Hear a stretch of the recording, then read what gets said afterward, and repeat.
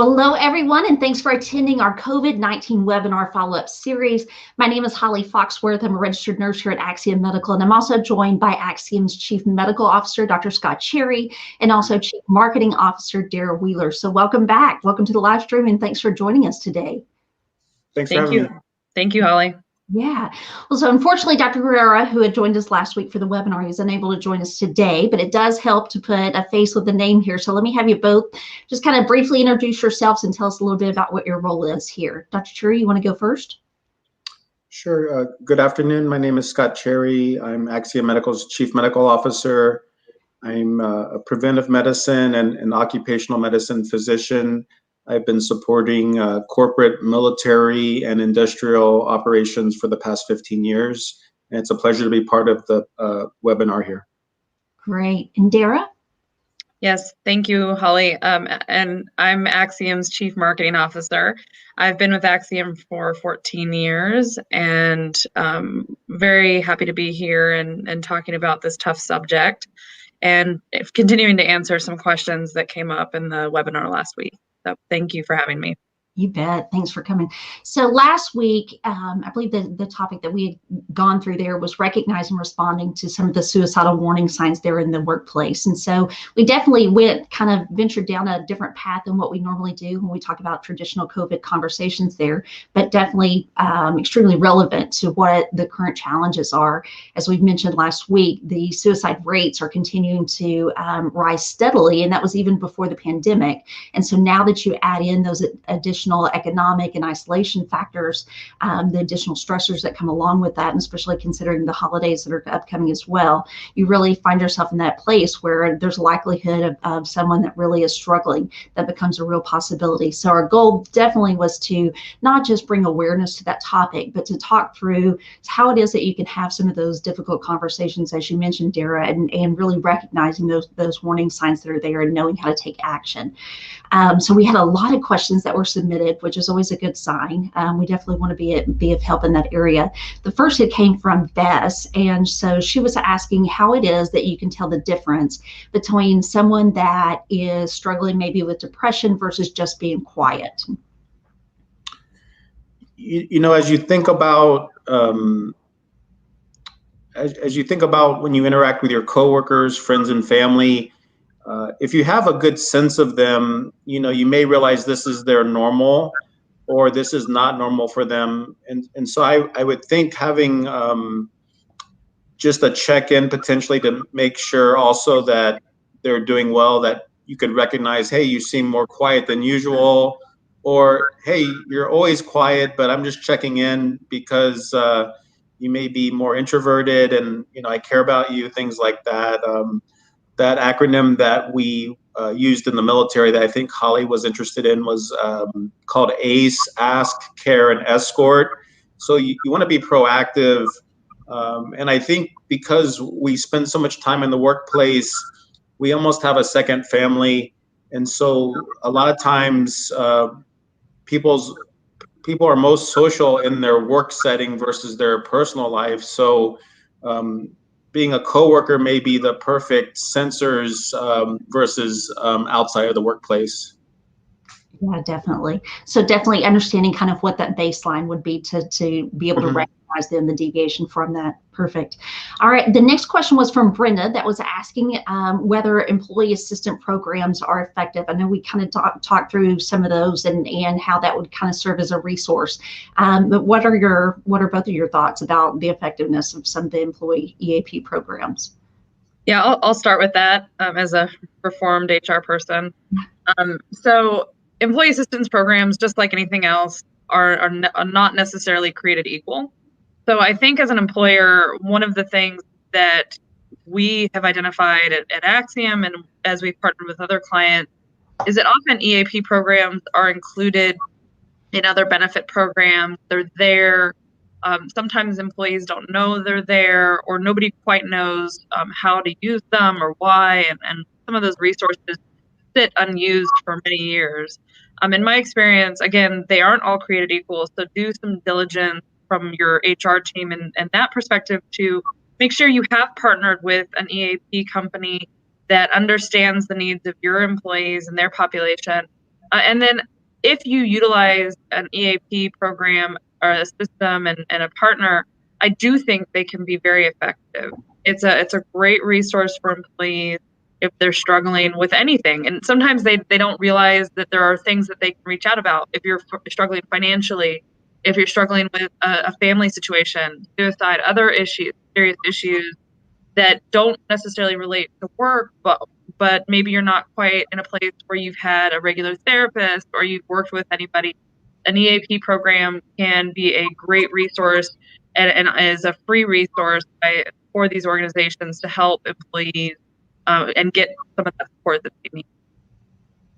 Yeah, maybe the only thing I would add is, and it doesn't actually address the question, but a peripheral topic of, with COVID, we're always talking about active and passive surveillance through screening programs.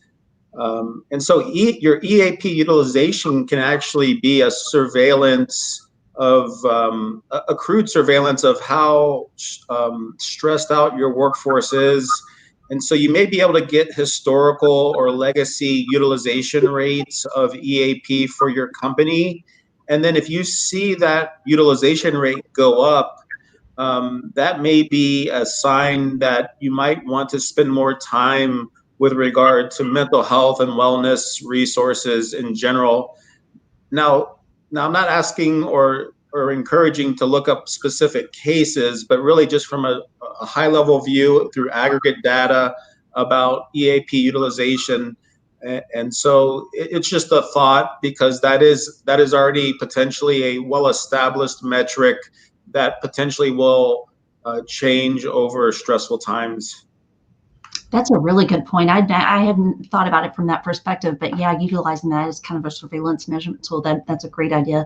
Dara, I was going to ask you about, it seems like that when we come to the subject of EAP, sometimes the issue is that, maybe once a year you put out some type of notice that maybe has a phone number, but whenever there's an issue that comes up, people don't know how to access those resources. So would you have any tips in terms of how it is to kind of keep that conversation going, or different ways to present that to employees to kind of keep that option open to them? Yeah, that's a great question, Holly. So I've seen some really great ways of keeping that conversation going. I think it's critical to train your team members, your managers, and your supervisors. So we've talked a lot about recognizing changes in behavior and trends and other ways to help support your employees, and making sure that your staff and your managers have those resources at hand so that if they're struggling with somebody on their team, they know how to help direct that person to a resource. So I think that's a critical piece. Making information readily available so that if you do need assistance, that you're not digging or trying to find something without really having that close by. So one little tip or trick is to have a shared resource like an intranet or some way of having shared communication. So Axiom, one of the reasons we've been very successful over the last month working remotely and from home has been utilizing Microsoft Teams. And it doesn't have to be Microsoft Teams, but other resources like Zoom and those types of collaborative messaging tools. What I do see is it makes it very easy to share information quickly. And we have different channels, different technology and internal channels that can be utilized, and have a great relationship with SharePoint and other internal resources that can help everybody get access to information quickly. And I do think that more and more HR teams are utilizing those types of resources to make sure that the dispersed workforce, the team members, have up-to-date information on how to get it. Good points. All right, Rose was the next one that had questions. And so the first part of her question related to, she was asking about the types of industries or occupations that were at the highest risk for suicide. And I'm sure Dr. Cherry has some perspective on this. I did do a brief amount of research right before the call as well. And I'm sure Dr. Guerrero would have had some feedback in addition to that. The CDC looks like they did publish a study this actually in January. It was a study that has gone on for a few years. And as of the last few years, although in general suicide rates are increasing across the board, they said that the 5 highest occupations at risk for suicide are mining, quarrying, and oil and gas, construction, other service organizations, agriculture, forestry, fishing, hunting, and then transportation and warehousing. And it's a really interesting list because Axiom's history has been in the critical infrastructure industry, and these could be an essential list of our clients. And so that was an interesting moment for me, because I do know that lots of industries are dealing with suicide, but the ones that we have worked closely with and for the last 21 years are obviously on the higher end. And that's it does remove military. So I know Dr. Cherry's background in the military. There are a lot of studies around suicide in the military, and these occupations do not include the military. So I'll pass it over to Dr. Cherry. Yeah, no, thanks for that, Dara. And yeah, that CDC report that you had actually sent to me, it was good to refresh myself. I've seen different reports over the years, or you hear anecdotes of dentists or psychiatrists even, or, so I thought just me being in healthcare, that healthcare workers were high risk, but it didn't look like healthcare workers were on the top 5 at least there.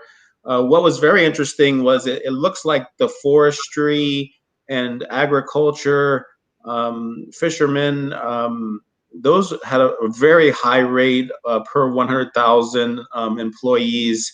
And so it made me think about, potentially isolating work, very hard work. But I'm sure there's a ton of other insights potentially there. But I agree, most of those industries Axiom supports from a kind of a traditional occupational health perspective. And, I know that mental health is now becoming more of a potential occupational health focus because of the concern about productivity, disability management, and things like that. But regarding that specific question, I don't think I can add of any value to what you provided, Dara. Yeah, just as a kind of a side note, one thing that did kind of catch my attention about this was that I would have thought that maybe like law enforcement that the rates would be a little bit higher in some of the other areas. So just kind of an eye opener there to see that what really came up as those top 5s. Great information. So the back part of her question then was relating to if you do have a team member that commits suicide. And so she was asking about confidentiality, that perspective, and then also how widely should that be communicated, obviously throughout the organization. Dara, do you have any insights into this from the HR perspective? Yeah, a little bit. And I think it's just like anything else. It's a bit of a kind of, it depends.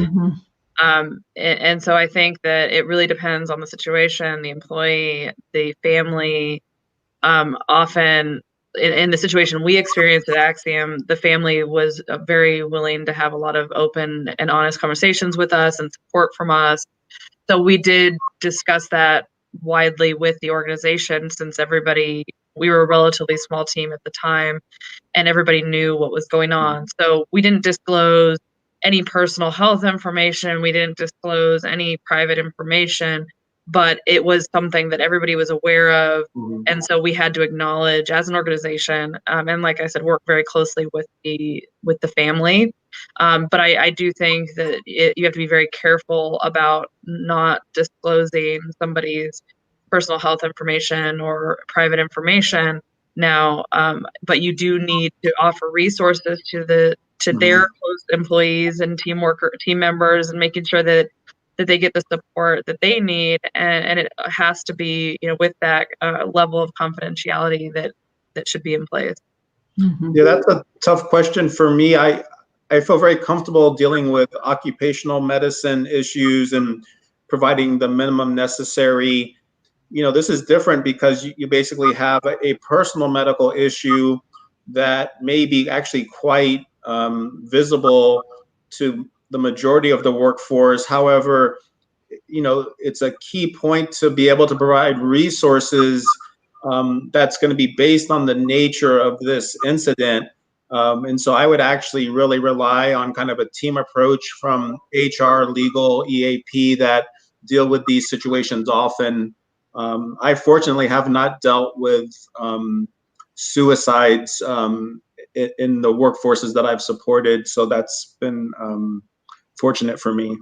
Mm-hmm. Yeah, it can be delicate, and as long as you've got some good team people internally that can, like Dr. Cherry said, good legal team, good HR team, talk through the scenarios.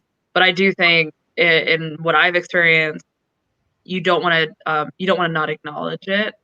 So it's definitely something that needs to be acknowledged. You need to acknowledge the way it affects your company and the organization, and do it in a way that's very respectful of the family. Yeah. And it is hard. It is really, really hard. Mm-hmm.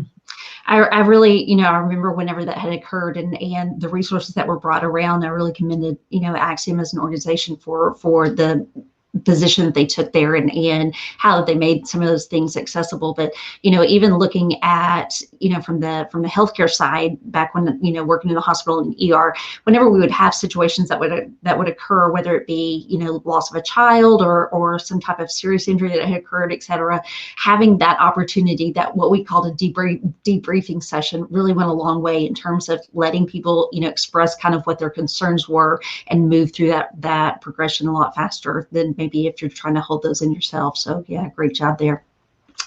All right, let's see. Patricia was the next question that we had, and this is a good one. She was asking about how it is that you can influence someone to seek assistance. I can take a first stab at that.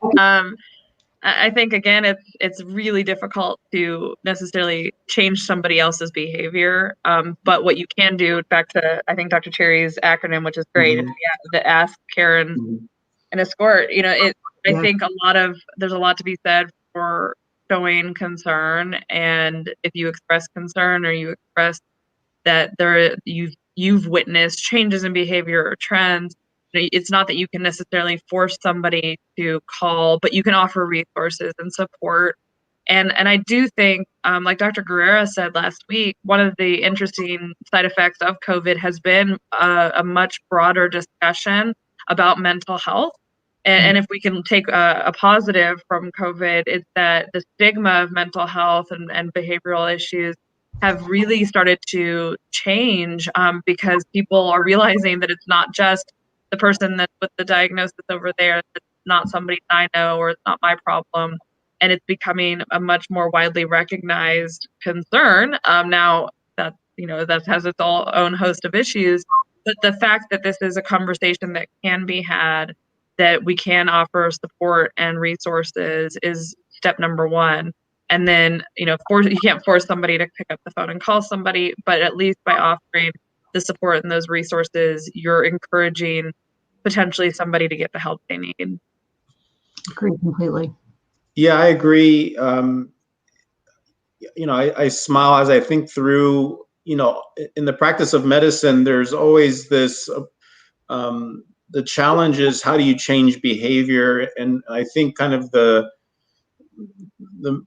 thinking on this is, you can't change someone's behavior externally. They need to recognize and change their own behavior. So the influence is actually the right question.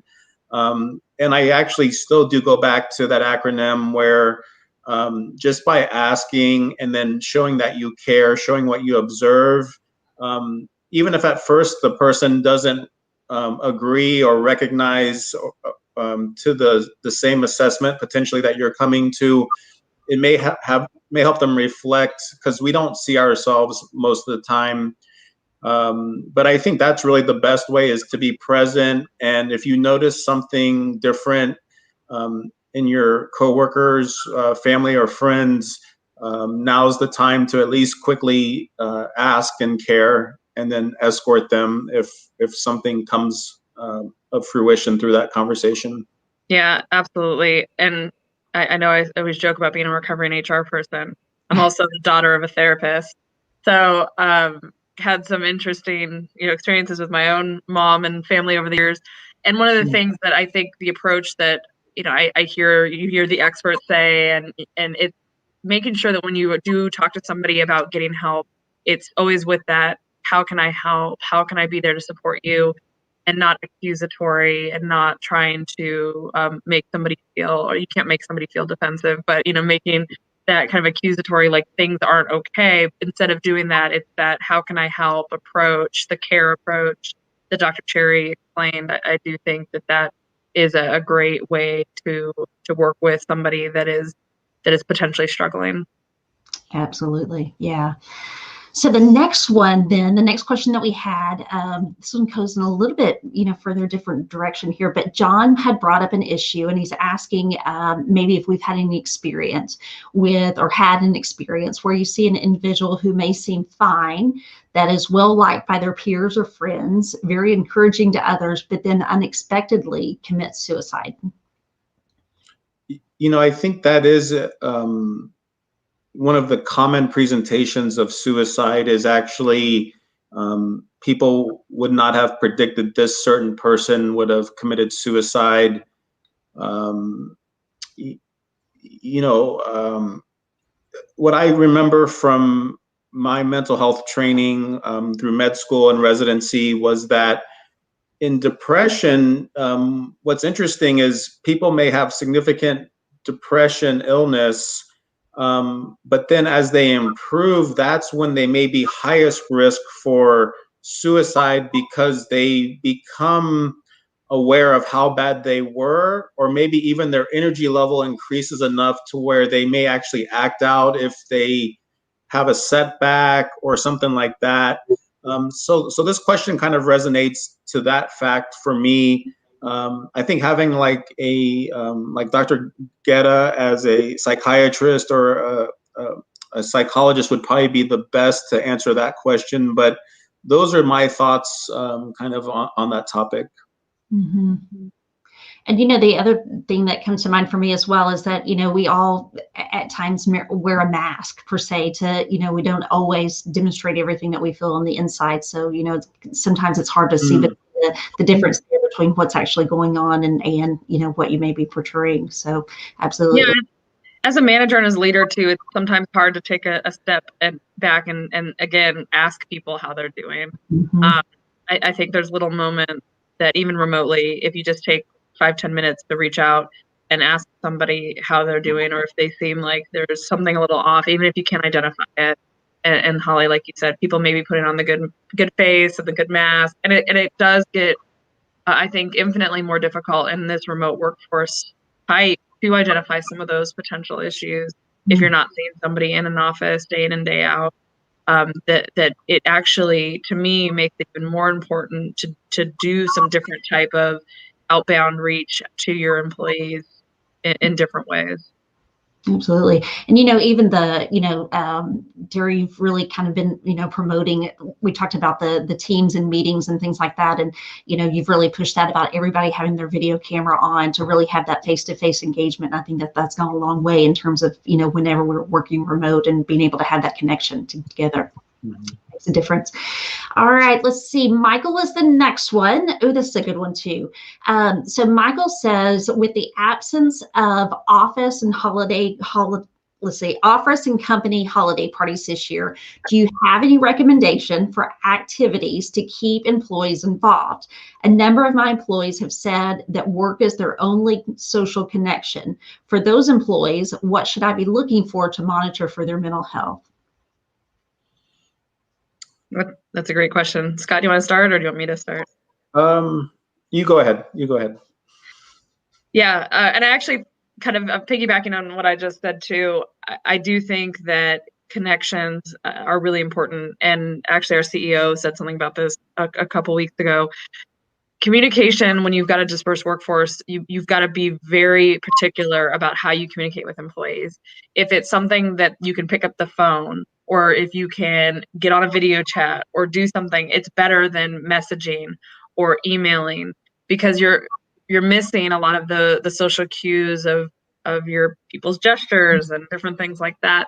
So the more you can do to reach out to your employees and have those levels of communication, the better. Now, in terms of activities and things to engage your employees, one of the things we've been working on our marketing team side is a fundraiser. We know that a lot of the people in our company believe very strongly in giving back to the community. And we find that if everybody starts to focus on giving back and how we can support our communities in different ways or new ways, or even continue to support them in ways we have before, that brings the team together really well. And so if you've got a fundraiser that really means something to you or to your team, I suggest coming up with a creative way to support the fundraising effort, coming up with different culture building activities like that, I think are great ideas. We've got to replace some of the in-person relationships that we were used to having. And so these are ways that we've seen really great success with. Yeah, that's a tough question as I think through it. I think some of the resiliency building interactions are having a community, whether it's your work community, your kind of personal interest community, exercise community. Those are very strong. Those types of interactions are very strong or positive for building resilience. And so working remote is very challenging. I know at Axiom, we have a lot of like a weekly town hall that everyone gets to participate in. We also have chat rooms or video rooms that kind of have shared interactions there. But I do think it's a challenge. And so I think what you were saying there, Dara, where you almost, I think you're talking about almost altruism, where you're basically giving without wanting any type of recognition or reward, has huge effects on people's mood and resilience as well. And so I think that's a great point. I would say when you're looking at managing your workforce and worried potentially about their mental health, something to consider is to do an annual or maybe even a quarterly health risk appraisal that addresses mental health questions. And so you need to really partner with an expert in this that can, one, create the right program and assessment, and two, make sure that information is well protected from the company, but also actionable.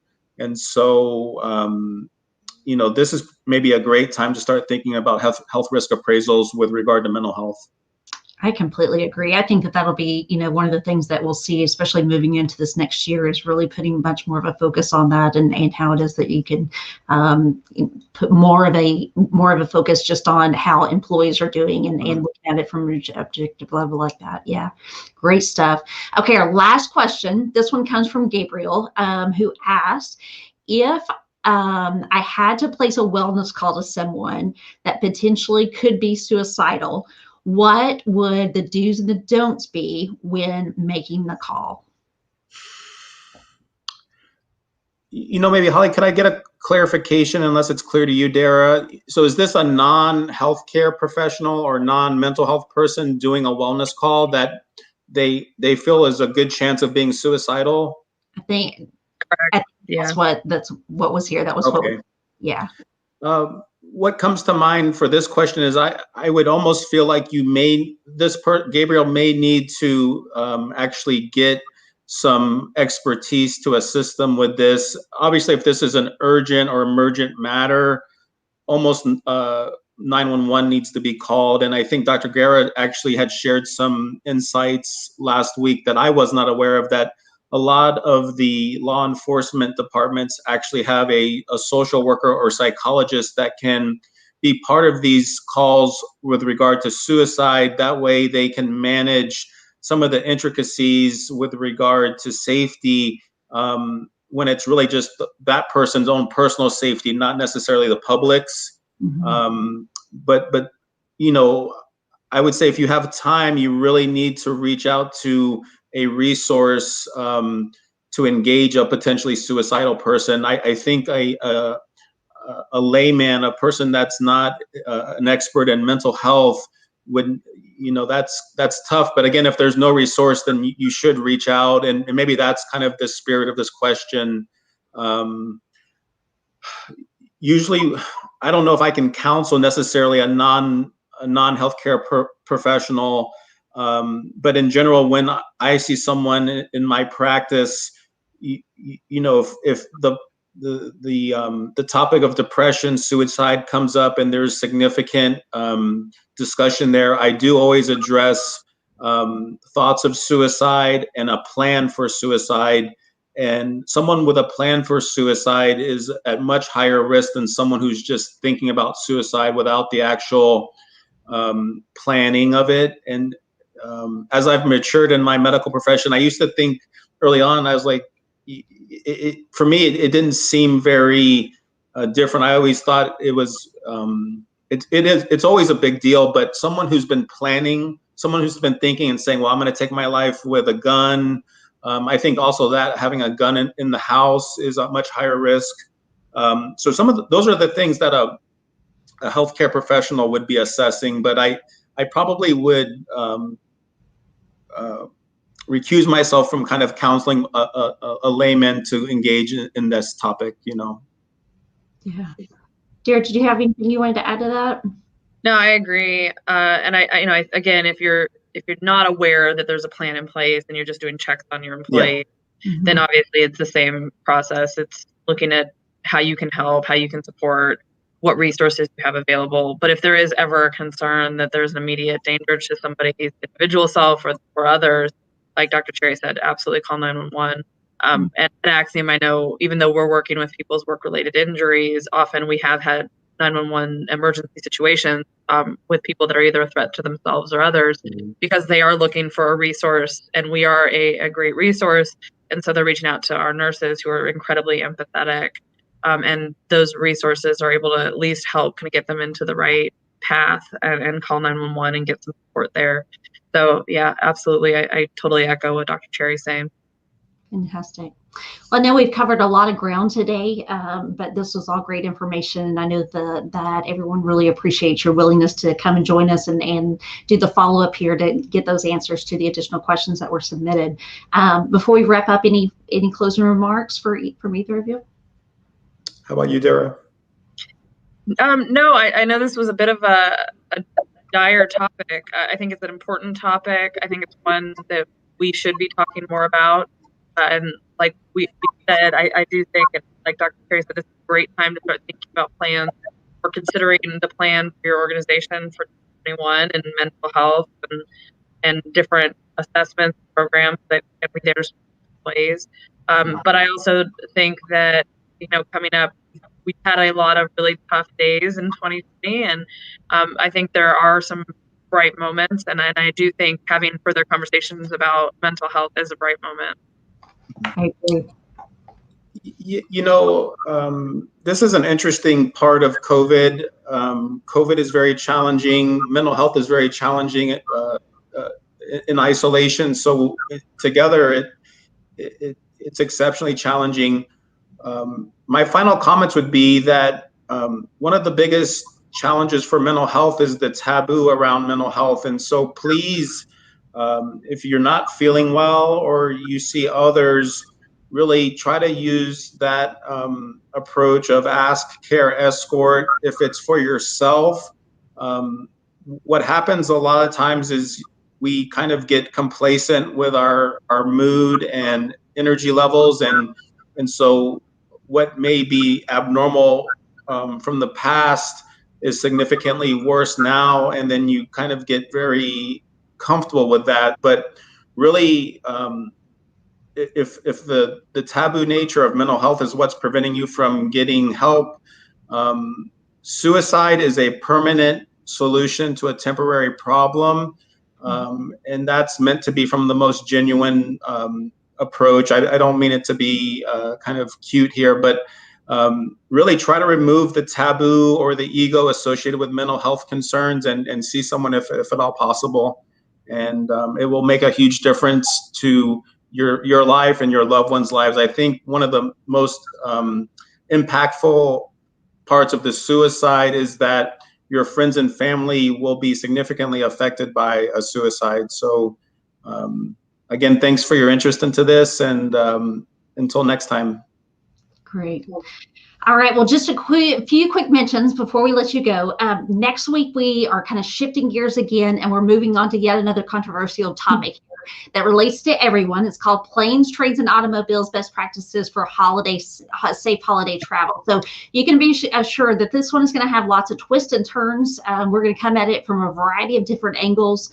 While little is certain about travel outside of knowing that there are risks that come along with that, we will weigh kind of what those odds are as to whether the physical risk outweigh the psychological risk of isolation, and really talking through what your communication strategies are going to be for communicating with your employees about what those risks are, how they can protect themselves. We're going to talk through red flags when you're selecting vendors for airlines, hotels, etc. What you need to know before you go, and then most importantly, on the backside of that is what is going to be your plan for quickly identifying what those travel exposures or asymptomatic cases may be in the workforce before they spread and cause some type of outbreak once everybody returns. So I think that this will be a great one. Definitely hit it from different angles, and I think that you'll get some great information. So if you haven't already, please make sure and sign up for that webinar. It'll be held next Thursday. That's going to be at 1:00 p.m. Central. If you have any burning questions that you'd like to ask before we get to the webinar that we want to make sure that we address, send those to us by email. You can send that to coronavirus@axiomllc.com. Lastly, we do have a new white paper. It's fresh off the press here. It's covering different strategies for managing the flu during the pandemic. This has been an issue that every employer obviously is dreading this season, but we do have some great strategies to help you address that. So you're welcome to download a free copy from our website. And then as always, should you have any questions regarding Axiom's Checking to Work or Checking to School apps, reach out. We're happy to walk you through those. So thanks again for joining. We look forward to seeing you next Thursday at the webinar, and stay safe.